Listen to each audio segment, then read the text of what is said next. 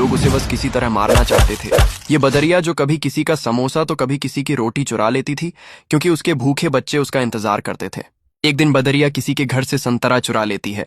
तभी ये आदमी बदरिया को पकड़कर उबलते हुए तेल में डाल देता है। बदरिया बेचारी तड़पते हुए भागती है। इधर बदरिया का पति किसी की परवाह नहीं करता था। बदरिया जो चुरा कर लाती वो खा लेता और बस दिन भर सिगरेट पीता रहता था। लेकिन आज बदरिया कुछ चुरा नहीं पाई, तो बदरिया का पति उसको बुरी तरह मारता है और फिर खौलता हुआ गर्म पानी डाल देता है। बदरिया बेचारी बिलबिला जाती है। इधर बच्चे ये सब देखकर बहुत रो रहे थे, तो बदरिया बच्चों को अपनी छाती से लगाकर सुला देती है और फिर वह रात भर रोती है, क्योंकि उसके बच्चे आज भूखे सो गए। और सुबह होते ही बदरिया फिर खाना लेने जाती है। तभी उसका सिगरेट बाज पति उसके एक बच्चा को बाजार ले जाकर मांस की दुकान पर बेच देता है।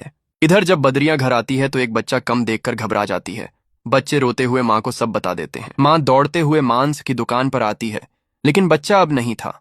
माँ फूट फूट कर रोती है और अपने बाकी बच्चों को लेकर जंगल चली जाती है और फिर एक नदी के किनारे घर बनाती है। बच्चे भूख से बिलबिला रहे थे, तो माँ खाना लेने चली जाती है। तभी एक जंगली शेर बच्चों पर हमला करके बच्चों को मार देता है। जब माँ वापस आती है तो मरे हुए बच्चों को देखकर चीख चीख कर रोती है और फिर बच्चों की याद में नदी में कूदकर अपने प्राण दे देती है। लेकिन आपने फिर भी इस माँ के लिए लाइक और सब्सक्राइब नहीं किया।